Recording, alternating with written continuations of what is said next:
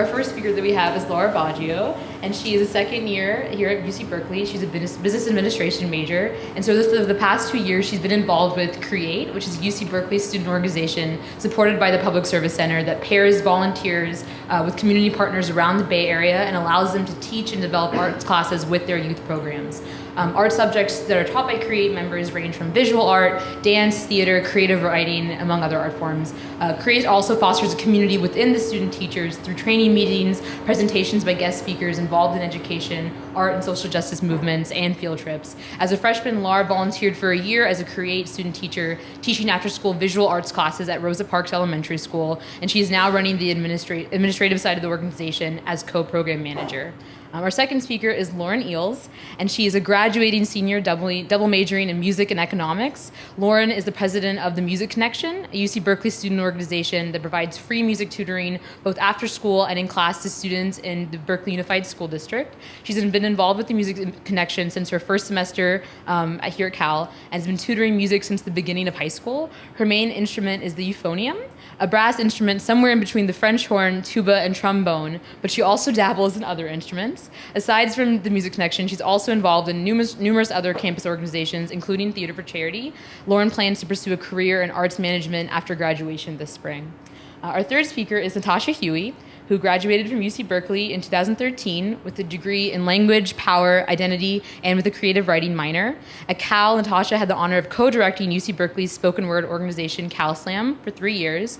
She began her teaching artist work through CalSlam and as a student teacher poet for Poetry for the People. In 2011, she continued her professional development as a teaching artist as a youth poet mentor for Youth Speaks. Today, she is a National Programs Associate for Youth Speaks, a teaching artist for Performing Arts Workshop, and the co-founder of the Right Home Project, a program that makes creative space for homeless youth in Berkeley.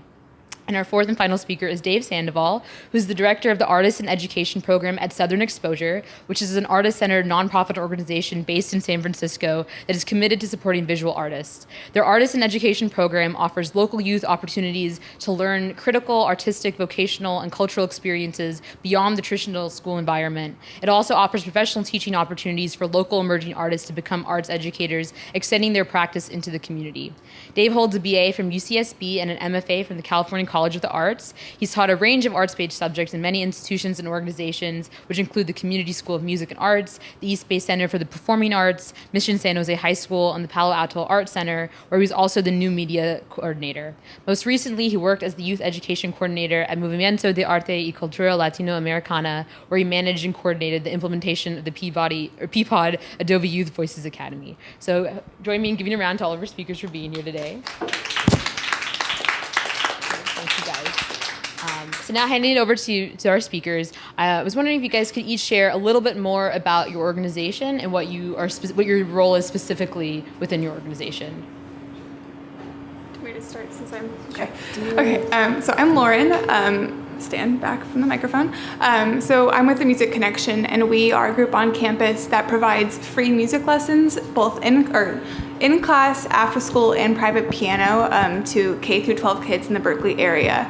So we go in class and help teachers, or we go after school and do after school programs, much like C.R.E.A.T.E, or we directly pair kids with a private piano tutor, and they go into homes and tutor there. And I'm president, which means I basically delegate a lot, and I run it basically, obviously. So previously I've been public relations coordinator and external vice president with the Music Connection, which means I worked a lot with organizing what tutors went into what schools. So, yeah. All right. So I'm Natasha, and I think the first one I'll talk about is Right Home Project. Who here has heard of the C.R.E.A.T.E Prize? Okay, cool. So not nearly enough people. The C.R.E.A.T.E Baccalaureate Prize, the Judith Lee C.R.E.A.T.E Baccalaureate Prize is an award for graduating seniors at UC Berkeley to basically do a social justice project in the community for about a year. And that because me and Gabriel Cortez were recipients of that prize last year as graduating seniors, we were able to start the Right Home Project, which is our program that creates space for homeless youth in Berkeley through weekly writing workshops, open mics, multimedia project, and also different community events like town halls that engage the, non-homeless community with the issue of youth homelessness in particular, and really just focused on the power of art and healing with the homeless youth themselves. And Youth Speaks, which is another organization I work for, is one of the nation's leading literary arts nonprofits, really makes space to help youth find, develop, publicly present, and apply their voices in a variety of ways. And the performing arts workshop, as a teaching artist, I go into right now middle school and teach spoken word poetry with some folks over the time of about 15-week periods. Other folks work with youth for 32 weeks, larger times. Sometimes they work with the same youth for over a period of years. So really focused on reflection revision processes with art, with youth, and in schools across the Bay Area. Hi, my name is Lara, and I am involved with C.R.E.A.T.E, which stands for Creative Residencies Emerging Artists Teaching Empowerment, which is probably one of the longest acronyms you're going to find here at Berkeley.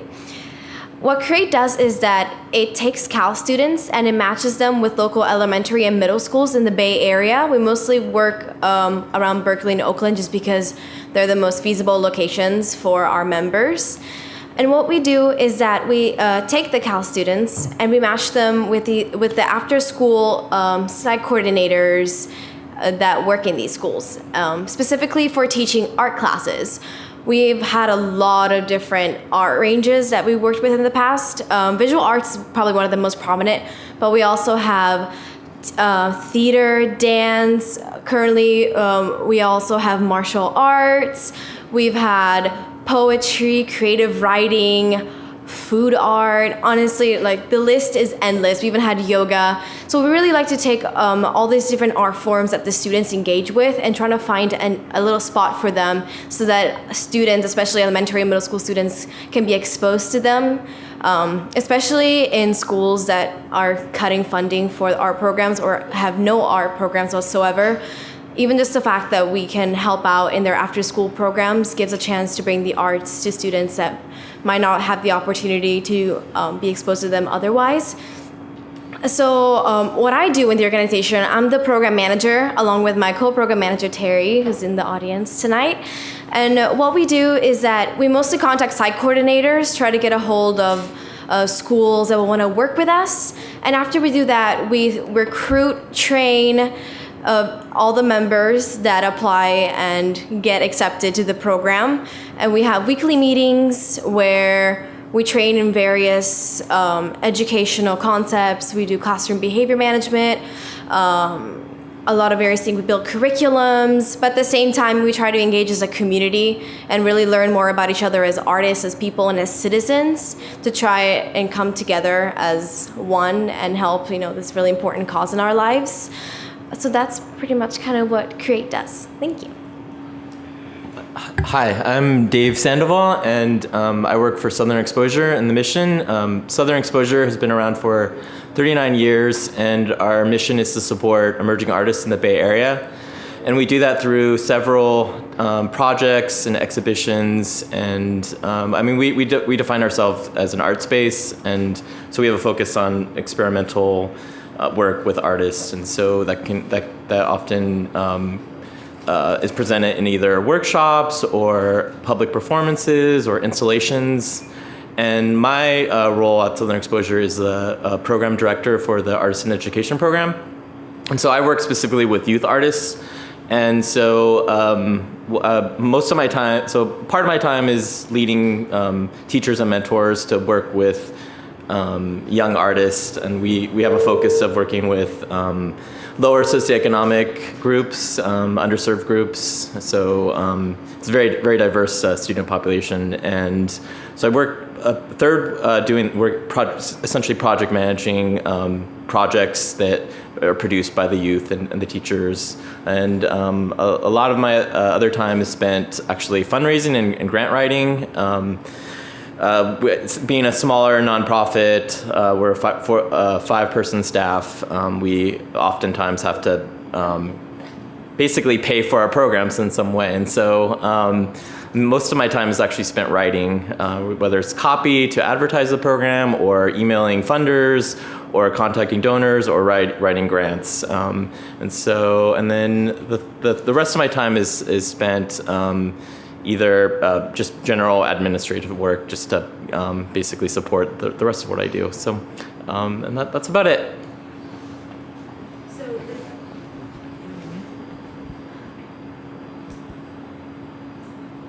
Bear with me. Can you hear me now? Okay, great. So the title of this discussion is Youth in the Arts, A Path for Empowerment. So I think most people could agree in general that the arts are a positive thing, they're a good thing, and there's that general notion that the arts empower people. But what do you think, what specifically about the arts do you think helps them empower young people? And to continue that question, empower young people to do what, or to do what with that kind of power?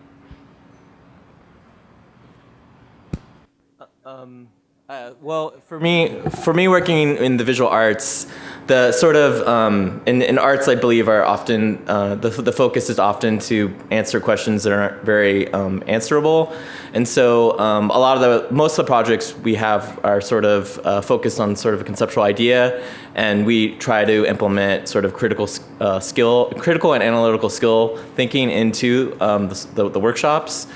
And so for me, like, since a lot of the youth we work with that are from a broad array of diverse backgrounds, the power of visual arts and trying to answer impossible questions sort of builds sort of problem solving skills for a lot of the issues that many of the youth face. So whether they're youth in the foster system, or they have some disability, or they come from a single parent family. I believe visual arts specifically, and all arts actually have that power to sort of develop those kind of skills within the youth, versus mathematics or other disciplines that you're really more searching for a definite answer. I'm sure there's definitely mathematics that have no answer, but you know what I mean. Yeah. So for me, I'm just gonna talk about my personal experience because it's what I can relate to most. So I've been involved with art ever since I was 3, when I remember my first drawing, and I've just done art ever since. And I honestly think that art is a reason of who I am today. It's shaped to be who I am, what I believe in, what I do, and it's really neglected by a lot of people because, in a way, I feel like it's just regarded as something that's doesn't really define you. It doesn't really teach anything concrete. But I would politely disagree with that. I've learned so much from the arts that I think has helped me be where I am today. And UC Berkeley, it's a pretty big deal. But it shaped me to see things differently. I have a different perspective because of it. I'm really attentive to detail. It shaped the way I learn and I approach every day, whether that is academics, just everything around me. And I want to give that to other kids as well, the ability to see things in a different way and to learn from trying something over and over again until they feel like they got it right. Or even if they never get something right, to understand that they're not perfect. And at least that's the way that art has shaped me, and I find it so important in my life that I could not imagine not having the opportunity to be involved with it. Sure. We're going to move very linearly, even though it's an arts panel. But so the question is, how does it empower youth and empowers them to do what? And I think for me, because I work with spoken word poetry and creative writing, very literally it empowers voice, and it empowers folks to express their own ideas, to critically think through the concepts that we're talking about, their own identities, the ways that they can impact the world around them, things that they need to say that maybe they haven't heard from somebody else's mouth, or that feel that aren't being heard. And so I think when you can develop the skills that will help people hear you more effectively, that can be a very empowering thing to happen in your life. I think for me, that was my connection with writing poetry and performing it towards the end of high school really led to me doing debate, doing a lot of public presentations that I wouldn't have done if I hadn't developed some sort of confidence with public speaking and expression in a place in front of folks. And I think that for me is a very concrete thing that people can get from spoken word poetry, as well as healing. A lot of times we talk about the actual content of what we're discussing. Sometimes can be working through trauma, sometimes can be working to speak to power in a system that was not built for you, and systems that do not reflect you. And I think that when you empower voices that aren't heard and those young people grow up with empowered voices, then they believe that they can change the world, and they can. I think that's really the thing that ever does.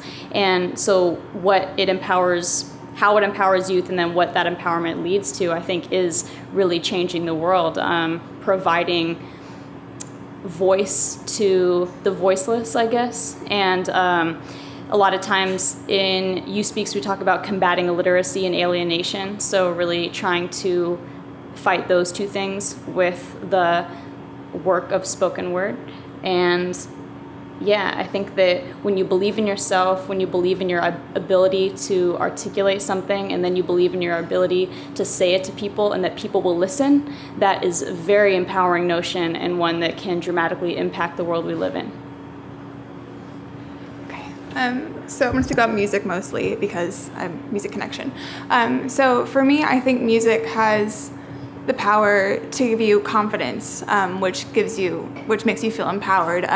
Music teaches you so many different skills. It teaches you discipline. Most kids, when taught music, get taught in a group, except for the private piano, but they get taught in a large, 60 to 80 person group, so they have to work as a team and they have to work together. So it's a huge, valuable lesson about teamwork. It teaches you discipline, like I said. You're in the practice room for an hour at least a day, just hammering through skills and drills that are really boring, but at the end of it, you're going to get through it. Also, it does teach you a lot of mathematics, rhythm-wise. I've gotten so much better at math and more intuitive with math because of music. I know a lot of kids have too. And also, it's a big community. Most of my friends, I started band when I was in 6th grade, and most of my friends to this day I've met in band. Or right now, the friends I have are in one ensemble with me. So yeah, it just teaches a lot of skills that can give you confidence, I think, to become empowered. And the issue is that for music, private lessons cost a lot of money. I'm taking private lessons; they're $80 an hour, and I'm barely scraping that barrel to make that happen. So a big issue is that kids, when they're younger, the teacher's always like, okay, get private lessons, but they cost so much money. So that's why the Music Connection, we're trying to give kids that extra push, that extra person to say that you can do it without costing them $80 an hour, because they run so high.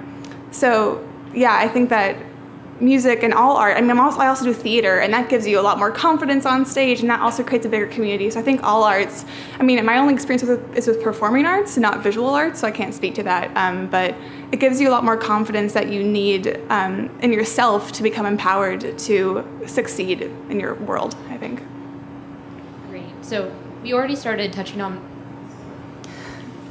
we already kind of began addressing this, but what effect can teaching the arts to young people have on the larger community?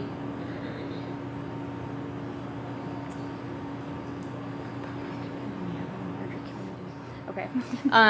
Well, I'll start, and I guess I can speak specifically first to Right Home. I think that for me and Right Home, we work with homeless youth every week, and right now we've expanded to about 3 locations that we developed a relationship regularly.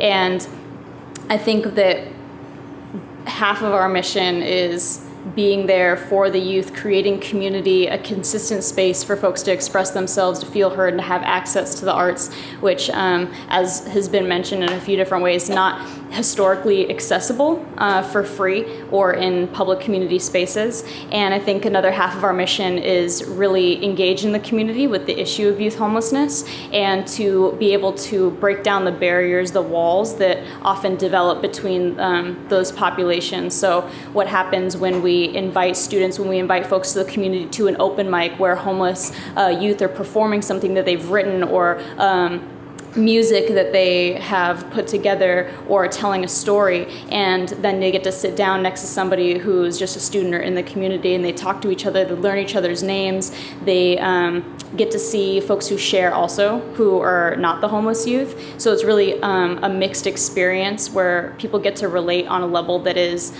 comfortable in some way, not awkward as just talking to somebody that you've never met on the corner on your way to class or something. And I think that it really humanizes everyone on both sides, and art is that kind of fundamental place of connection in that situation. It's a way for folks to hear each other in a way that if I'm performing a poem about my experience growing up with my family, that might not be what I lead with in a small talk conversation, but yet after I perform that poem, you get a window into something I've experienced, some expression that I've made, and then we get to talk and relate to each other maybe on a deeper level, really get to see each other as whole people. And I think that community members then leave that open mic and see somebody else on the street that they now recognize that they used to be invisible to them, and they might speak to that person in particular. That relationship might change on a very micro level, and on a macro level, I think someone might get a renewed sense of why they might want to speak to the issue of youth homelessness, why they want to change it, who they might listen to, what assumptions they make about the people they pass on the street, all of that. So I think that this breakdown of assumptions is a really huge community impact that I work with a lot, because when people get to speak for themselves, there is no room for assumption, because you're really relating to each other on a real level with words that were chosen by the person that's speaking them and performing them and written them down.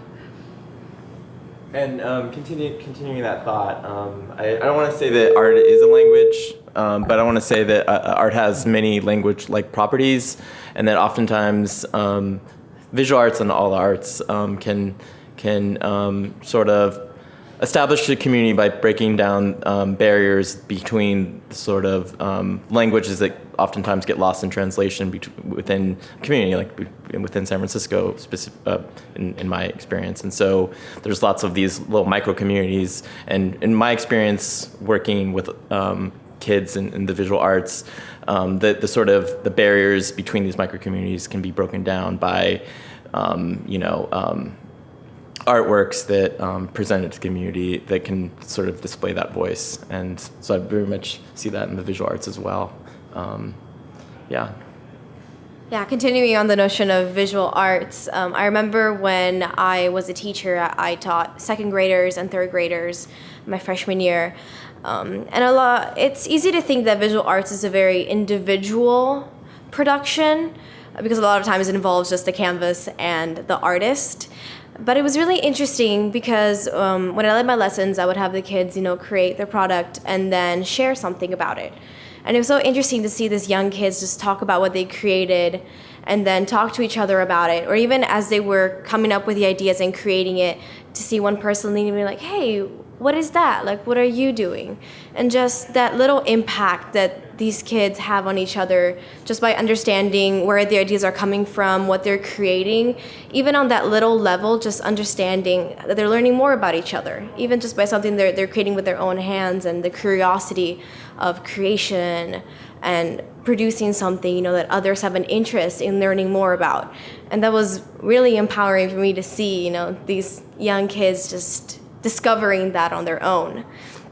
And on another level, I've also been involved with theater more in my high school years, and it's so great to see the fact that just one production, and where everybody puts so much work and their passion in their art on a stage, can bring so many people together to witness it all in one place, even strangers that have never seen each other, but that they congregate for that specific viewing of an art piece that has taken so many people so much work and passion and sweat and hard work, and it's just fantastic to see how art can bring people together.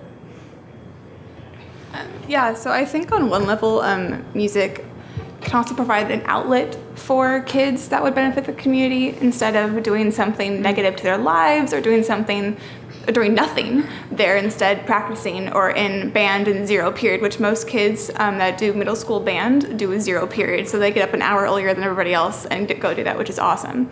Or they stay after school and do after school programs. And also music in a really easy sense is that it is also another language. I can say, hey, let's go like play together one day, let's jam, let's have a jam sesh. Or you can find some sheet music together and play quintet together. You can, whether you're a jazz musician or like a beginner guitarist or you're a professional violinist, like you can always find some way to find somebody else and play with them and create something beautiful together. So that's my short answer. And very short add-on too, I think art can be a mechanism for social change and always has been. And so on a grander level, not even your immediate community, I think that art and activism have always been partners, and people get very scared when artists get involved in particular campaigns and start communicating to the community in that way. And I think the sort of contemporary perspective on visual arts, specifically visual arts education, is social practice-based arts, and so I think that that's sort of built into the DNA of most arts education, whether it's in public high schools or we have an emphasis of art social practice within our programming, so it's something that's really important in the arts today, I think.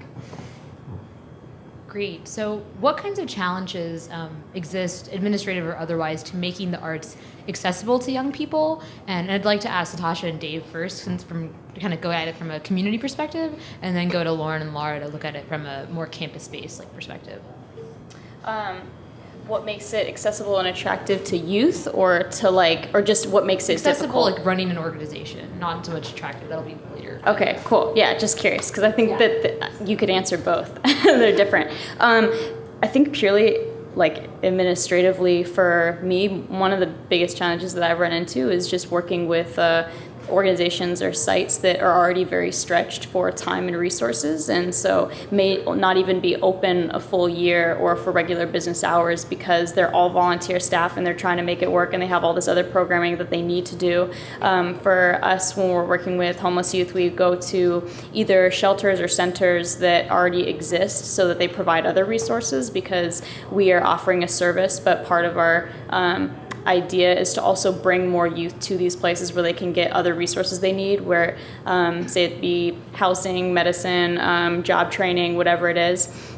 And so I think just getting things off the ground to the point where we can be in there every week or doing monthly open mics every month. A lot of the administrative stuff we handle, but that initial getting in the door actually takes a little longer, can be a little more difficult. And sorry, can you reiterate the question? I wasn't completely clear. What kinds of challenges exist? I guess not so much to make the arts attractive to young people, but just to get those classes to them or get those resources to them. Challenges might face as a community organization. Okay, yeah, I agree with that. It's I primarily work with public institutions, high schools, and public, so government people essentially, and less other smaller nonprofits. But it's difficult oftentimes to communicate just with high school teachers specifically, because they're have in addition to teaching, they have endless hours outside of the class, and so it could be just any barriers to the students. The students themselves, I feel that our focus is as I said, the underserved students, but oftentimes they have generally the most underserved students have either work that they have to do after school, or they have difficult family situations where it's oftentimes difficult to contact them. If it's youth that are in the foster system, they have the court system that I often have to work with. It's sort of like a bureaucracy. It can be often really difficult to work with just based on the population, because they're all really different. Or if it's a special needs student, they have other complications as well. So it just depends, on who it is, I guess. So for the Music Connection, our main problem is definitely recruiting. Recruiting Cal students to come tutor with us.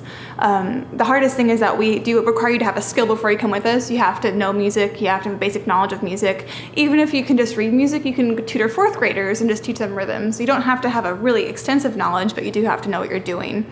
So that can be really difficult for us to try and motivate some Cal students to come out and tutor with us. A lot of Cal students are mostly interested in prestigious law fraternities or, stuff that can put on the resume and say, I did this really awesome thing, even though TMC is a really awesome thing.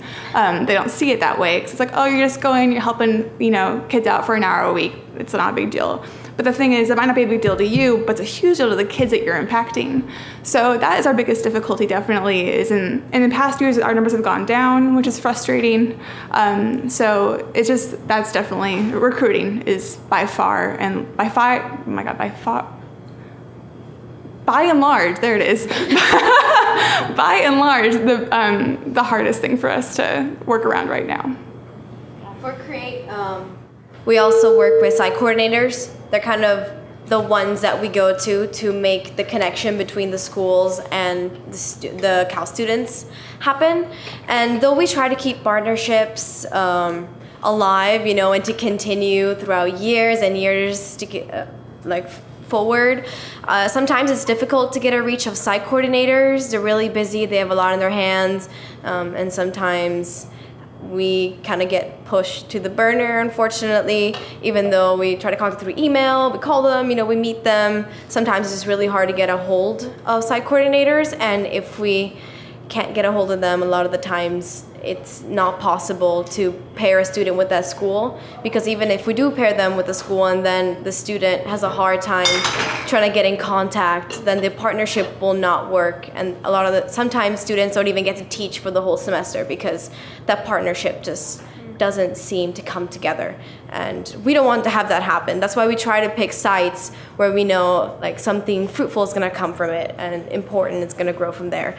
So that's kind of our difficulty trying to keep sites, but also trying to expand our sites while still keeping this policy of trying to find sites that are reliable and that we know are going to bring something important to our organization. We're also currently trying to expand to non-school sites, like art organizations that are looking for volunteers to spread the arts to other groups other than children.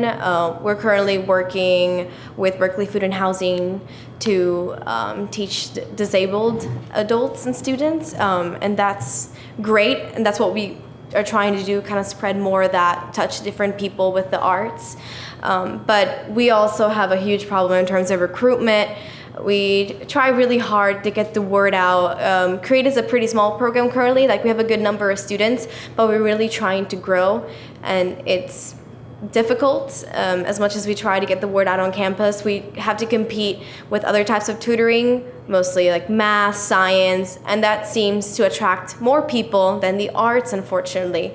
So it's just about trying to keep pushing for a place for us on campus and to really get the word out of why C.R.E.A.T.E should be enlarged and why people should care about it. Yeah, and we were talking earlier, and we think we're the only two arts education groups on campus. And it's pretty astounding. Also, it's astounding that our numbers are as low as they are. That out of 30,000 people at this school, there's more people that are involved in arts and would want to teach it. So it's a little hard to wrap my mind around, but yeah, exactly. To think about that, we have about 16 members per semester. Is pretty daunting if you think about the size of the campus we have about 35,000 people. It's a small city, and 16 out of those 35,000 are involved with our organizations. The numbers speak for themselves, and it kind of shows how just this notion of art really needs to be changed on this campus.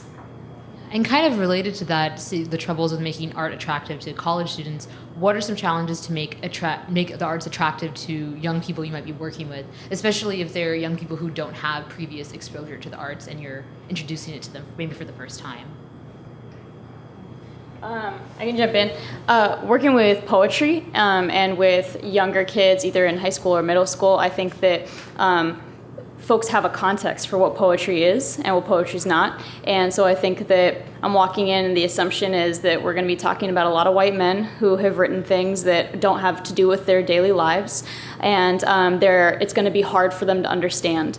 And I think that there's a big barrier immediately, like first day when they hear like we're doing poetry, that's like, I can't do this, I don't do this, I don't want to do this. And so I think that one of the challenges is to really make that assumption go away as quickly as possible. And so that means really using a lot of culturally relevant material wherever we are, trying to get youth engaged and empowered to know that we can have a discussion about something and work through. It's not about finding the right answer, and it's not about, you know, digging into a lot of symbolism to get to this moral that a lot of times I think poetry is structured to be this treasure hunt for the right answer, and that's not really about what spoken word tends to be.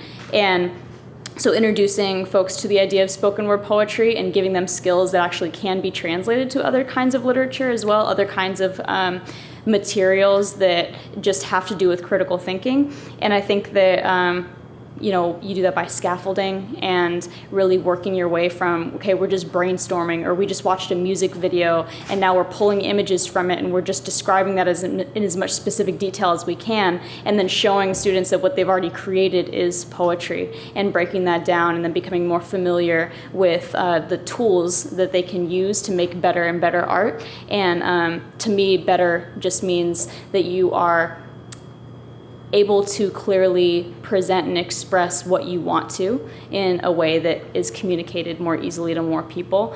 And then we can go into figurative language and all that kind of stuff. But yeah, I think another way to make it attractive to youth is to be transparent and vulnerable as an artist myself. I think that that's often something that sets teaching artists apart from teachers teaching art, and it's something that I think that we should use to our advantage. I mean, you're going in there, it might mean that a couple of the days out of the semester, I go in and I open up with a performance, or I show folks what I've been working on, and we break it down and ask questions, and I ask for their help on something, or really try to show that this is what I'm doing in my life as an artist. When we're talking about metaphor, I'm not just checking off a list of something that's a state standard. I use this all the time, and I'm trying to get better at it, and here's what I'm doing, here's what these artists are doing. And I think that when you can relate on that level as well when you come in with a performance or show that this is real to you. I think that also makes it attractive for youth to get involved. Continue your idea. For me, since we teach, most of our projects are sort of rooted in conceptual art. It's really incredibly important for one of the requirements for all the teachers is to collaborate with the students in the program. So they have to ask the students what their interests are and to get buy-in for the students from what the project is. Everything we do is a collaboration between the teachers and the youth within our program. If we didn't have that, it'd be really difficult impossible to teach really conceptual-based ideas to students. So oftentimes the topics range from our most recent project was an analog version of Facebook, or another. I mean, now it's a focus of digital media. We recently did an analog I guess everything is analog, digital versions. It was an analog Twitter feed. So it's been really important for me to have that as a component when I'm training the teachers. Having taught myself and now being in contact with the student teachers that are currently teaching at C.R.E.A.T.E, I've noticed that one of the bigger problems that we have, being that we teach in after-school programs, is really trying to interest the kids in what we're doing as something fun but also educational. A lot of the times, it's after school, they've been thrown with information all day and just kind of want to relax, do something fun, but at the same time, we really want to teach them something that is going to last, it's going to make an impact. And it's just really difficult to find that balance between teaching and also having, a fun activity. It's just that gray area, like that once you hit it, it's perfect because they don't feel like they're being lectured, but they also don't feel like they're just wasting time on a petty project they're not going to get anything out of. So it's just about finding that balance. But a lot of the times the students also have a choice in after-school programs, which can be difficult for us to do other activities. They have the choice of would you rather play outside or do art, and a lot of the times, playing outside wins. After a long day, I understand, but it's just trying to find that spot to where art can be meaningful to them and attract them, show them why it's important and why they can have a lot of fun with it, but also learn something special. So it's just trying to pull those strings in the after-school programs to really show kids the importance that art can have in their lives. So Berkeley Unified School District, every 4th and 5th grader is required to play a musical instrument, which is really awesome. I think they have a grant for it. It's why they can afford doing that. They have a huge warehouse with a ton of instruments, so it's a great idea to do that. But so that means that a lot of kids you meet in 4th and 5th grade do not want to be there. So they kind of like sulky and they, are like, I don't really care about this. So our job is, that's one of the challenges, that they just don't want to be there and they think they will never be successful. It's too difficult because, I play a brass instrument, and trying to play a brass instrument is very difficult for like a 10-year-old to try and do. It's a lot of crazy stuff with your lips, and so it's really hard to motivate them to do that.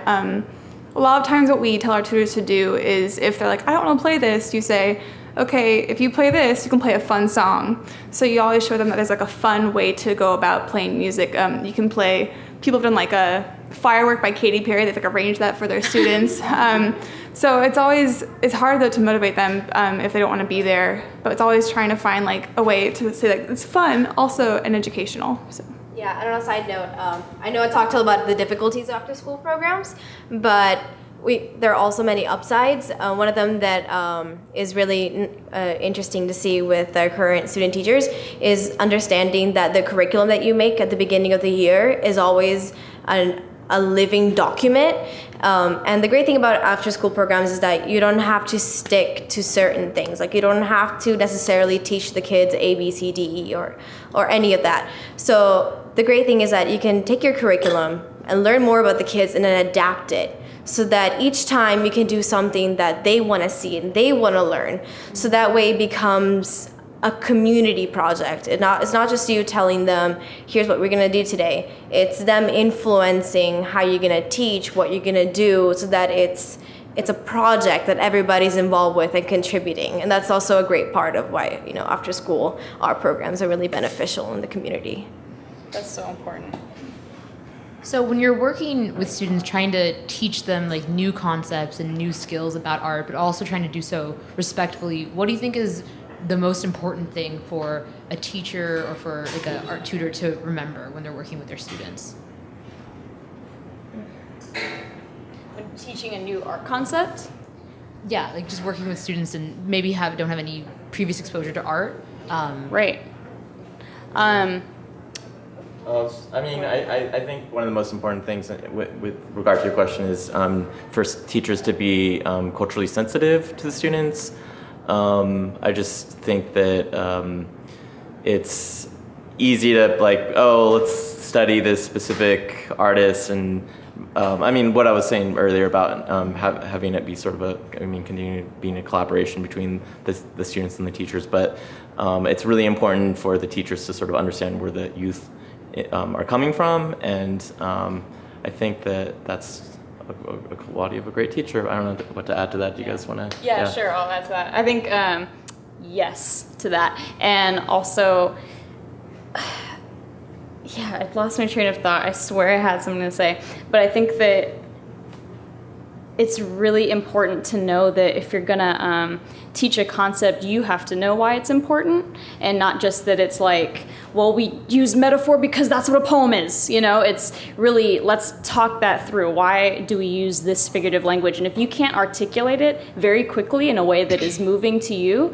you need to figure that out, or you need to teach a different concept or something, because it really, I think you have to be real, and you have to be able to always show how how things are relevant, how things are powerful, and because they are. And if you believe in your art, I think it'll be relatively easy. It might require a little bit of thinking through or being able to like kind of relearn those reasons for yourself, but really going in with your lesson plan and knowing why you're teaching this, why you chose that poem, what you hope folks to get from it, and that it's a two-way street. So if folks aren't getting it immediately, it's not their fault. You know, it might not be purely your fault either, but it's that always moving towards each other, you know, asking them to take a few steps towards you taking a few steps towards them, and really having confidence in the abilities and the intelligences of all the students you're teaching at all times, and not being afraid to learn with them and not necessarily be an expert just pouring knowledge into a person, but realize that you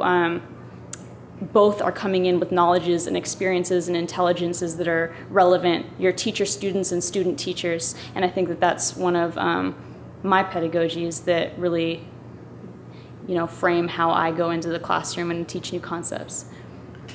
Yeah, I think for music in my experience, a big thing, first of all, is patience. I think it's really easy for college-age tutors to get fed up really fast if a student is not getting something. And I think along with that, it's like knowing the end game.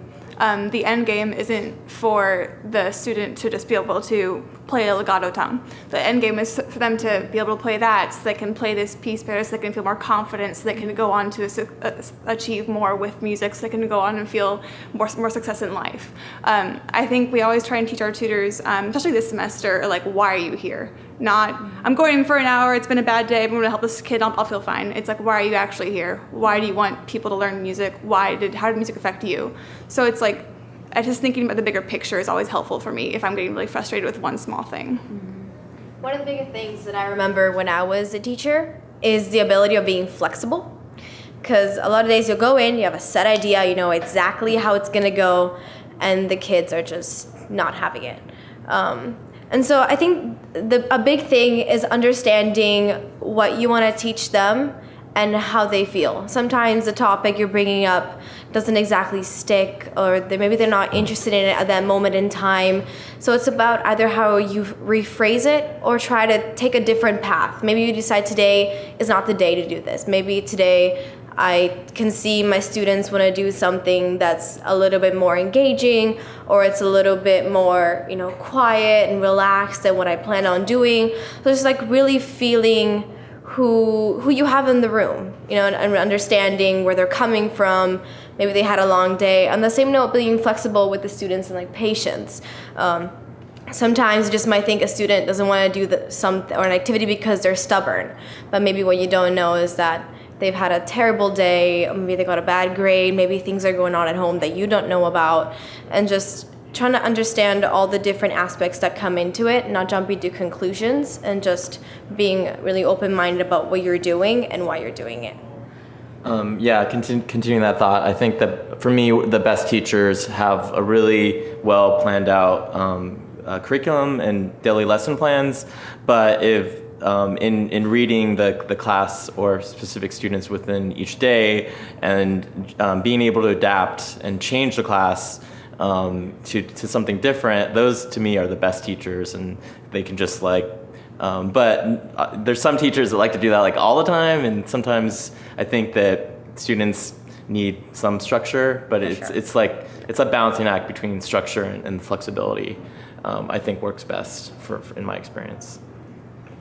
So I think we can agree that art has the potential to be very productive and very healing for people, but it also can be a really emotional and intense process. Has that side of art ever come out when you're teaching students? And if so, how were you able to deal with it?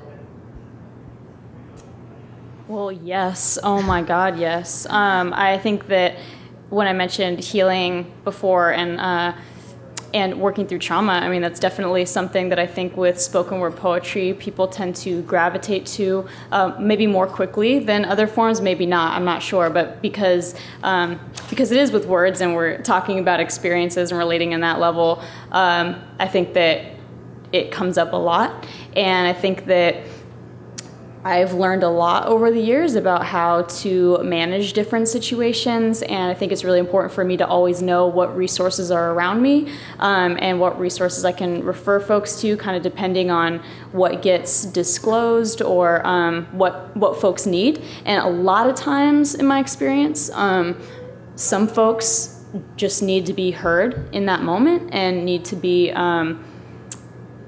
to know that this is a safe space or a brave space, and I'm gonna say my piece, and I need everybody to listen, to hear me, and let me know that just happened and this is okay and whatever. And that's a big thing. Other folk, but spoken word poetry, a lot of people sometimes say is therapy. It's definitely not.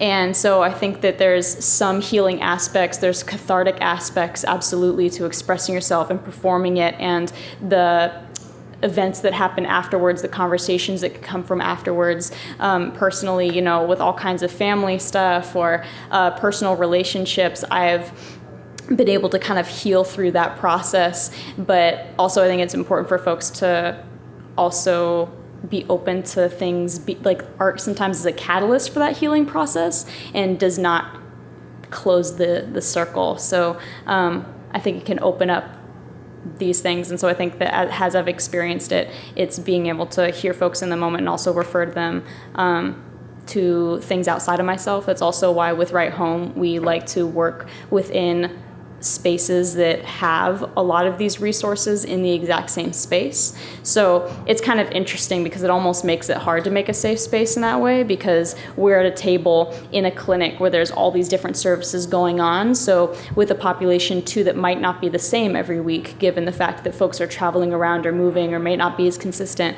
So how do you create like a safe space in this bigger space? And I could talk way more about that. But also I think one of the benefits is that we're around other people who have those different resources that I'm talking about. Yeah. I don't know if that answered your full question, but this is something that I could definitely talk a lot more about. Yeah, and I've worked with many youth that have used art as a sort of therapy to sort of get them through struggles. And I really like to emphasize that I think that's really important part of the process, but like working with the youth and working with the teachers and the youth, how do we get them out of the situation? And, sometimes art can do that, but other times, you need intervention, whether that's, contacting the police or getting them out of that specific situation, or pushing them off towards a job, but really like listening to them, because art doesn't really solve all the problems sometimes, and so it's important to sort of take them beyond that. Yeah, I've personally teaching, I have not had to face such problems, but it is something that does come up. Art is a form of expression, especially when a prompt is given that's a little bit more deep. It asks the students to think about something within themselves that they maybe haven't had the chance to express before. It can get really emotional. It can get to dark places. And it is something that we train the student teachers, how to deal with. A lot of the times it mostly involves, they often have adults either in the room with them or a site coordinator, and just knowing where to get the resources to bring the kids somewhere safe where they can get the help that they need. Because art is a form of expression, and sometimes just getting your thoughts on paper can unleash something that you might not know you had before, or get to a certain place that you didn't really know existed. And it can be beneficial or it can be really hurtful. So it's just a matter of gauging how to get those emotions out, and if it is something that needs additional help, knowing where to pull the resources so that the student or yourself, whoever the subject might be, can figure out, where to get those emotions in the right place, where to channel them. Yeah, I've never actually had to. I've never encountered any big issue with the kids I've taught. I think music is a less direct form of art, in that if somebody was having an issue, it'd be much harder to see in the music as opposed to poetry or art or visual art. But I do think that teaching music teaches kids an appreciation for music, which hopefully will let them express themselves better later in life. Or I know I have so many friends, and back when I was, also 12 and stuff, that certain pieces of music would make them feel happy, or like would be like their safe place to go to. So music, I think, it's very therapeutic, and just that like it can just calm you down or it can amp you up. So yeah, it's much more difficult to find issues in a kid's life through music as opposed to through other forms of art, I think. I just want to add really quickly too. I think this question in particular is one reason why having a good group of mentors of teaching artists is so important. Having a network, having a support system, because even through this question, I'm like, who could really answer this? Like 3 people that I know who I work with, who in reality, if something came up, I would use the training that I've had, the experiences I've had to handle it in that moment, and then I would consult with my mentors, other teaching artists. What should we do? How should we move past this? What are the good things to say here? How can I support this student in the future weeks that we're together, all of that. So I think that that's also a really important thing, that teaching art is never in isolation and shouldn't be. That's a great point. So this will not be a surprise to anyone in this room, but arts budgets are constantly being slashed in schools, especially as more focus is placed on like science and technology or STEM-based fields. Lauren, or you were kind of already touched on this a little bit, talking about music and math. But do you think there are ways that, especially in schools or in the classroom, that arts can be combined in order to survive, to be combined with more non-humanities-based fields?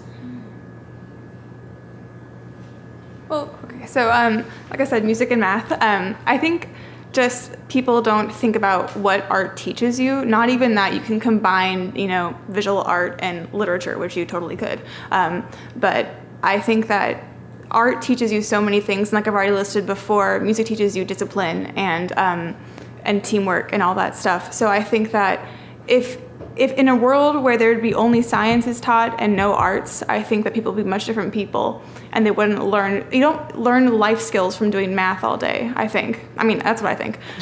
Maybe you do. But you learn life skills from interacting with people and seeing their emotions come out. So I can't think of a way that you could combine an art and a science specifically, but I think that you have to think about what art teaches you that can be applied to sciences. I sort of think that, I think that that's sort of the interdisciplinary model for art and education could definitely be viable, just because I think that currently, it could be not just art and science, but ways of implementing art education across all disciplines, because I think that there's they could be empowered through that. Through that collaboration between the ideas, like for instance, there's like many I keep mentioning math, but there's many mathematical principles that have relationships with the visual arts. And I mean, in my work and the organization I work with, almost every project we do is a hybridization of disciplines. We never will just do paintings or like a painting exhibition or a gallery exhibition. We do like people brought in like old math machines and did drawings of them, and we studied the history of the calculator. And I think that there's actually potential in the sort of interdisciplinary nature of at least visual arts, and I'm assuming for all arts, just because I really feel there's lots of correlations.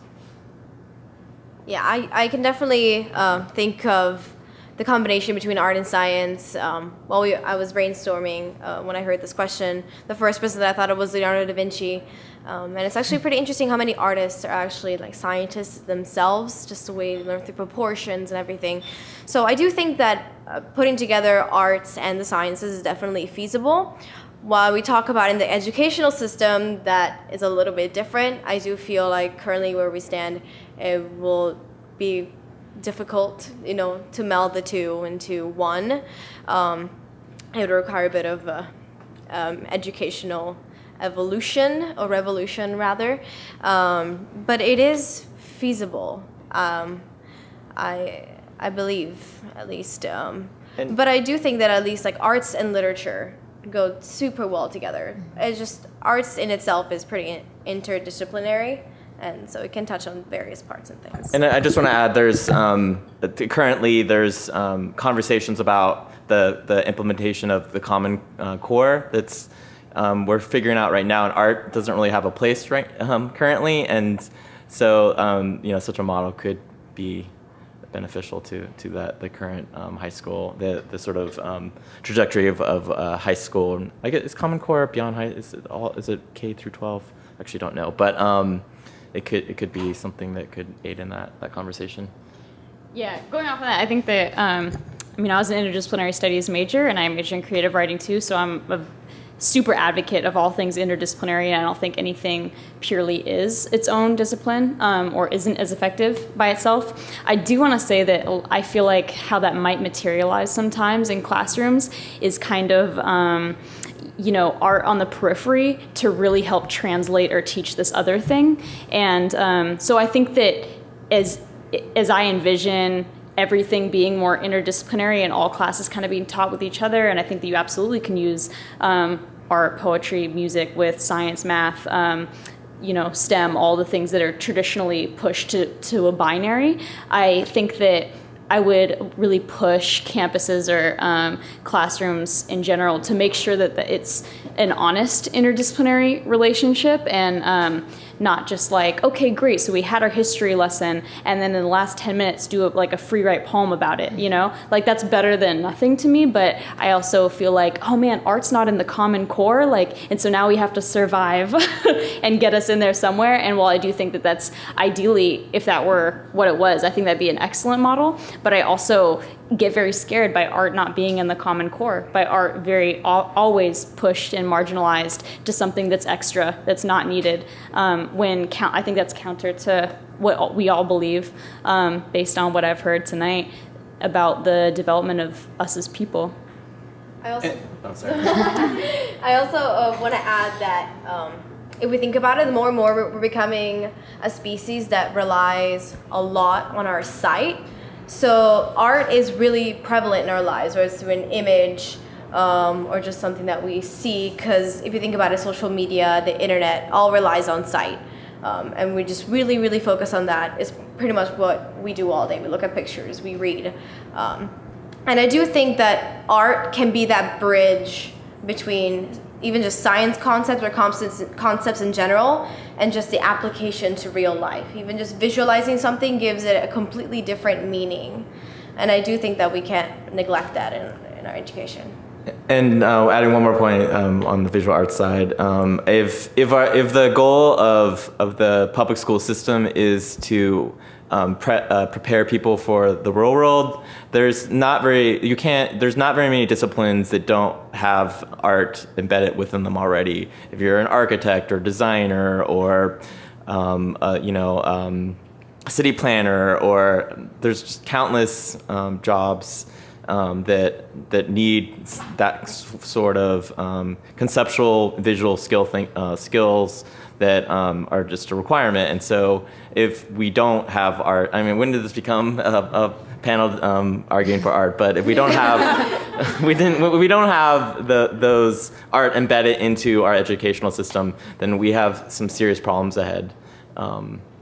Yeah, and I think I'm also an econ major, and we have to do graphs all the time, and a big part is how pretty the graph is. Basically, it's like how well can you take data and make it something beautiful, make it something people want to look at. Mm-hmm. And I think that's true for any science. So I think that, like you said, art is really embedded in most careers out there. So just one example of that. So I know that each of you are artists yourselves. How has working with students, either directly or overseeing programs, affected your own art? Well, I work for a small nonprofit, and so I don't have much time for an art practice outside of it. And this is the case for if you intend on working for a nonprofit. Most of the time, people who work in arts administration, not all the time, but generally speaking, especially in the smaller nonprofits, you don't generally have time because you have to work many extra hours volunteering for the organization. And so it's really hard. Like for instance, we had our annual auction, which is a requirement of the job to sort of work on this, and it's like a 70-hour week, and for a few weeks in a row. And so when you have that kind of lifestyle, it's really hard. So I get my joy in supporting other artists at this time, but that's something to think about if you want to join the nonprofit world for sure. Unfortunately, it's a little bit of a problem for me too, being a college student, just finding the time. I hope, in the future I'll have more time, but you just never know. But by being involved in C.R.E.A.T.E, I really enjoy that it's given me a different perspective on what art means to me and to others. Before it was more like a very internalized process, and now it's a lot more about involving others into it. And it's given me a new view of what it can do to others, which I didn't know it could have before. I remember just teaching and giving students just a fairly simple prompt. Like to give you one example, we made masks one day. And it was fairly straightforward, just brought an example. It's like, here you go, here's a panda face, like use a tiger, and just like unleash your creative side. And it was just really interesting to see some students just do something that you would never expect. Just take that simple thing and just make it into something beautiful. Like, I remember this one girl came up to me after she was done. She was like, look what I made. I'm like, okay, yeah, sure, let me see. And she had made pretty much almost like a whole outfit that was inspired by her guinea pig. Mm-hmm. So she made a mask, she made little paws, and it was just so amazing. I honestly remember to this day because I was just awestruck afterwards that just something so little that I thought would be, an interesting thing to try out just made this one girl in particular just come to life and do something so amazing that just broke the boundaries of what I thought, these kids could be capable of. Yeah, I totally agree. I think that especially with younger kids, something that I didn't expect was how they can really break the bounds of, I don't want to say of creativity because you can't really break those bounds, but of kind of the expected creativity that's going to come from some of these things. And I guess when you're an artist and you're around a lot of artists and a lot of art, I think ideally you also expand and do very different things, but sometimes you can, because you have seen the same things over and over, sometimes you get kind of rooted in less surprising ideas, or you kind of have your own idea of what creativity is, and then you run a prompt by a third grader and they do something and you're like, whoa, that is awesome and so inspiring and exciting, just because we're writing about what it means to be tired, and you just said something that in my whole college experience of being extremely tired have never thought of in that way. Or it's something that I think is really powerful, how folks can reframe it because they don't have the frame that you do as an artist, having seen these same kind of things over and over again.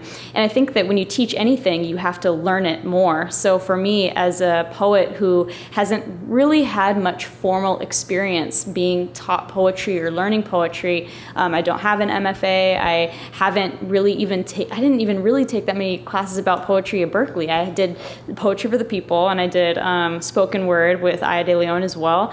And besides that, there wasn't a lot of formal training that I had. So when I'm teaching art, I have to develop and really understand the language of my art form and be able to relay that clearly and effectively to a group of youth who might be hearing it for the first time. So I think that I've given myself a language and tools to look at my own art and really revise it with that kind of new critical eye and be able to articulate what I want to improve on, what I want to be better with. And I think even when I'm going to present a poem I've written to a class, I need to revise it. I need to edit it because it's got to be fly. I can't go in there with something that's like really lame, or it's okay for a bunch of people who I know are going to clap, but middle schoolers are like, I don't care. You know what I mean? And so part of it is, I want to do my best and I want them to care. I want to write something for them and make sure that this is right and that it's not just me recycling something else. So yeah, I think it pushes me a lot and has made me learn a lot. Yeah, luckily for me, my art is also my major, so I do it a lot. But with music, it's definitely a lot of it's interpreting as opposed to creating. A lot of times if you're reading music, you aren't necessarily creating it out of your own mind. You're taking the notes on the page and you're making them your own. So I think for me, teaching kids, number one, makes me more disciplined because I'm like, if they're doing it all the time, I should be doing it all the time too. Like if they're going to practice an hour a day, why aren't I practicing an hour a day? And I think also, I always love asking them, like, why do they like music? Especially middle schoolers when they don't have to be there, but they are there. I'm like, why do you do this? And I always love hearing their responses. And it can be really tiring to, do music homework every night or be in the practice rooms for way too long and you feel crazy. But if you think about like how kids view it, it makes it a lot, like you step back, you're like, oh, I didn't think of it that way. And that makes me feel a lot more motivated to like keep doing what I do. It's motivation for me, I think. Awesome. So my last question of the night is, what are some plans that your organization has for the future? And do you think there might be any space for collaboration with other organizations, either in the Bay Area or maybe just part of the community, possibly at Cal? So we always try and, sorry, I keep scooching over. It doesn't make any sense. It's okay. We always try and do a fundraiser every year, and it's always been really difficult. So a big plan that the Music Connection has for next year, a very ambitious plan, is to make a fundraiser concert. That would include groups from Cal, it would include small chamber groups from Berkeley Unified School District, it could include piano students that we teach, it could include professors at Cal. Our plan is to have like a big night where everybody comes, and also collaborations between, say, like an octet, like the men's octet, and a choir that's at Willard. So we have that's our big plan for next year. I'm graduating, so I won't be able to see it through. But we are looking for any possible groups that want to join us. We're currently in the beginning stages of it, but we're looking, it's a lot of collaboration possibilities there. So, yeah, I think teaching artist groups should always talk to each other. I'm trying to, earlier this year, Write Home, Story, Create, we've been kind of meeting up and trying to just at least develop a relationship and talk to each other, kind of combine thoughts and resources and questions and figure things out as a team instead of trying to work in isolation and invent the same wheel in 3 different places. And so collaboration is definitely possible. I think plans for I'll just focus on Write Home for this question in the future. We're about to close our first year of the project, and I think we're really treating it as like a pilot year. So reflecting on what we've done this year, is it helpful? Are we serving the folks that we want to serve? And are we serving them in the way that we need to based on what we've seen, based on what the population has kind of spoken on their need being? And really reflecting on all of that. In the near future, we're going to be having a town hall that's open to the community. I would love to see you all there on May 4th. It's like a Sunday afternoon, just going to be a couple hours really introducing people to what we're doing, and then we're going to have a live open mic and workshop there and really engage with the community that works with homelessness on a more organizational and political level, and then we are going to intersect with what we do on an artistic level. So I think that that's in the near future, and we're developing, I guess, our long-term future plan, but something that I can really envision happening is as we expand to different sites, since it's just me and Gabriel Cortez who do everything for the project right now, I definitely think that we would want other teaching artists involved that would allow us to be in multiple places, and that would involve, certain training with us and all of that. But if you're teaching artists yourselves, if you're interested, if you know folks, I think we'll be trying to reach out and see if that might be a possibility for the future. As we mentioned before, there are not that many artist organizations on campus, so definitely an art coalition. I really hope it's in the future. We're currently working to just bring everybody together to learn more from each other, understand what groups are out there, how we can support each other better, just creating an art community on campus that can be a resource for students as well as for the people working behind the scenes of these organizations to come together and learn more from each other. For C.R.E.A.T.E specifically, we just keep wanting to grow and improve. We're still a pretty young and small organization, so just keep pushing through, get more people to be involved, spread the word about C.R.E.A.T.E. But also we're really interested in getting the student teachers out there in the community and attending more art events, so that they can learn as artists and connect with the Bay and all the opportunities in terms of art that are available. So just, keeping those partnerships with the community and with the campus growing and bringing the arts to more places. For my position, we're always looking for partners or collaborators. If it's the right fit, I'm constantly talking with teachers or other administrators to have to form partnerships that sort of bolster both people's missions or organizations' missions.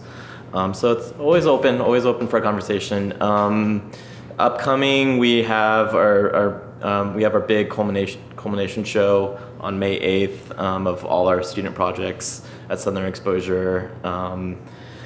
Unfortunately, there's no visionary changes. Right now I'm rehauling the assessment and data collection practices that we have. So there's no programmatic changes coming up, but that are anything worth talking about. But I just want to make a quick announcement that we have a hiring call right now. If you're interested in being a teaching artist for Southern Exposure, applications can be found at sox.org.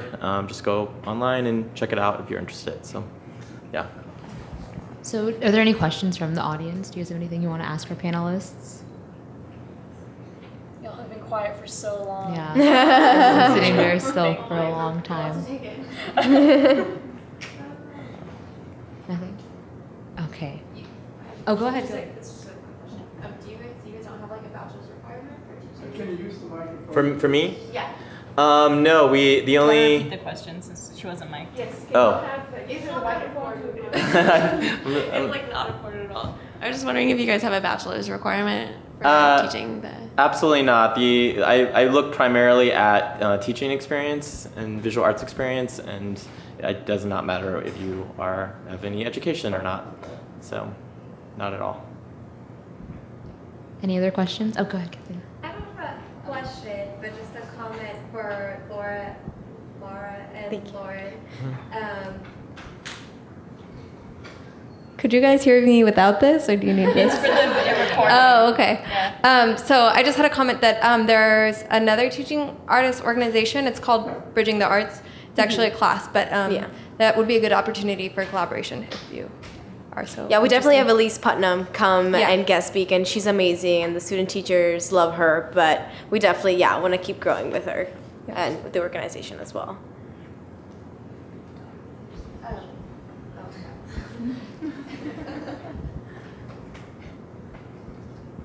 So I thought that the question of art and science was like a really, really important question, and it's something that I've still been actively trying to figure out what the connection is. But we do have a decal on campus called Art and Science, so I think that would be a pretty amazing collaboration. For I think even the music would benefit from that too. I don't think that it's specific to visual arts, so yeah. It's awesome.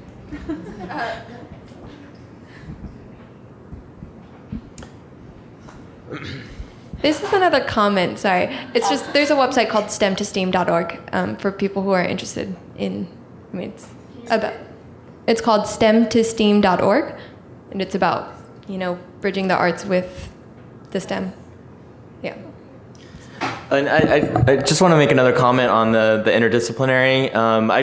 If you look at all jobs, we live close to the Silicon Valley, that's the way that these organizations are being structured, and I think there's a reason for that. And so I just think that the public school systems need to sort of get their act together and look at the way that things are really happening. So yeah. Sorry. Oh my God. I have another comment on the interdisciplinary thing. I was looking at cancer research, and they were doing microscopy imaging, and they need people that can look at things and kind of present it in a clear way. So it's very much present in current research in science topics. Nice. Right. Anybody else? Mine is also a comment. My daughters were fifth grade, at the fifth grade, and their teacher had them do poetry. And they presented as a book for some kind of event to the parents, and it was the most amazing poetry I've read from these 10-year-olds. They were all amazing, just really incredible. So, and I know that year they were the most happy. They enjoyed their classes so much, and they were just great, thriving that year. And a lot of it had to do with the teacher who encouraged them to do, that kind of a creative writing and reading. So, And just commenting on that too, that's wonderful. And I think that something that art allows too is for youth to feel smart, for youth to be talented, and it's another way to recognize the brilliance of young people. And I think that there's not a lot of opportunities, or there's not enough opportunities for that to happen. So that's another benefit, I think. It's for those 10-year-olds to be like, wow, you're inspiring awe from adults. And I don't know if that happens all the time. It was actually a great window to see how they're thinking, and it was just stunning. I still have that book of poetry, so I take it out, and it's really stunning. I'm still grateful to that teacher. That was more than 10 years ago now. So. Yeah, unfortunately, I feel like there are so many more opportunities in today's society to be brought down because we don't know enough, or to feel like we're not smart enough. And I really think that art, or just in general, the mindset needs to change, because everybody has special talents. It's just about channeling and figure those out. Nobody's dumb, and people should hear that more often. I just feel like it's so easy for them to hear the opposite, and it's really unfortunate. Yeah, I've worked for about 3 years in a developmental psychology lab on campus. I work with preschool-aged kids, and it's not always like an explicit or direct correlation, but I definitely see overlap in the psychology that we do on how children think and how they see the world, how they understand mechanisms and other people, and in art and in art concepts. So I think there's definitely a connection there that just needs to be explored a little bit more. Any other questions? Well, then a big round of applause to our panelists. Yes.